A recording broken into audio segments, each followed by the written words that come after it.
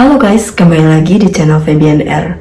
Nah, di video kali ini aku akan membahas berita yang lagi hangat banget mengenai paspor Indonesia yang tidak ada tanda tangannya.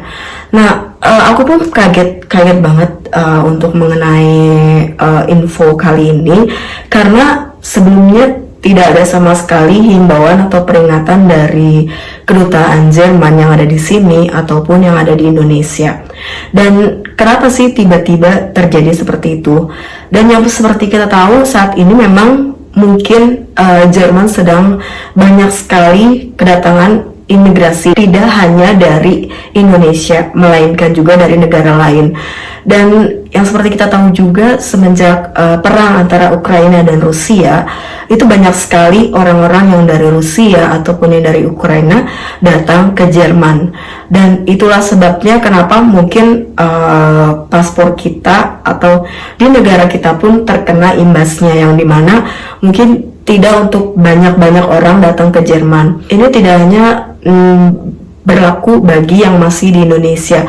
Bagi kita-kita yang sudah ada di Jerman, ini juga menjadi hal yang sangat menyedihkan, ataupun ini adalah berita buruk, dimana kita harus mengurus dokumen atau birokrasi yang ada di sini melalui paspor. Dan jika paspor kita tidak berlaku atau tidak akui oleh pemerintah Jerman, bagaimana kita nanti untuk mengurus birokrasi ke depannya, seperti membuat ATM, seperti membuat versi Herum atau asuransi, dan untuk sekolah ataupun kerja.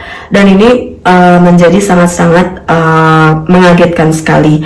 Tapi aku juga lihat di Instagram dari Ditjen Imigrasi ataupun kedutaan Indonesia yang ada di Jerman ataupun kedutaan Jerman yang ada di Indonesia, mereka sedang mencari solusi bagaimana untuk kedepannya dan bagaimana agar masalah ini cepat terselesaikan, karena paspor yang tidak ada tanda tangannya di halaman belakang itu memang keluaran paspor terbaru, di mana aku pun sama pasporku tidak ada tanda tangannya, tidak ada kolom tanda tangannya. Padahal aku bikin itu tahun 2020.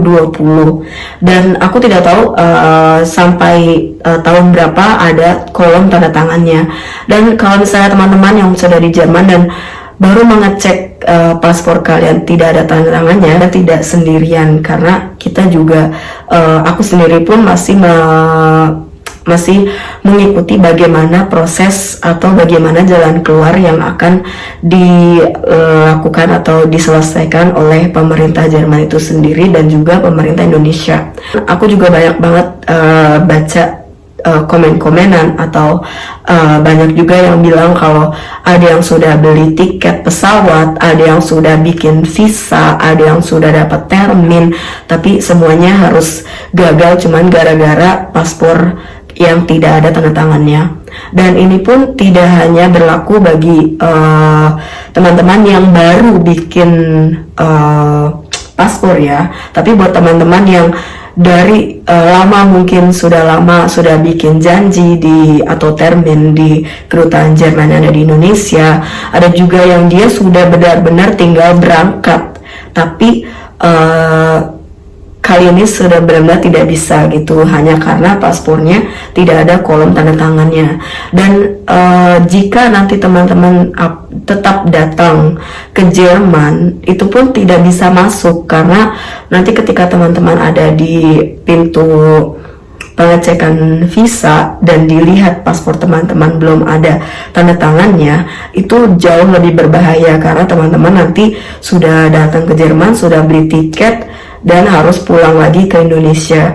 Dan kalau misalnya nanti tidak ada masalah, di pintu tersebut, nanti teman-teman paspornya dicap warna hitam atau di blacklist atau di apa, itu teman-teman tidak boleh masuk selama 5 tahun ke Jerman. Dan bukan hanya Jerman saja ya, di berbagai negara juga paspor kita memang tidak begitu kuat. Jadi itu sebabnya kita pun sebagai warga Indonesia yang ada di Jerman, jika ingin bepergian ke berbagai negara selain Schengen, itu kita juga sama melewati beberapa step yang dimana harus membuat visa lagi untuk masuk ke negara tersebut. Semoga juga masalah ini bisa cepat terselesaikan, terus teman-teman yang ada di Indonesia yang sudah membuat janji, yang sudah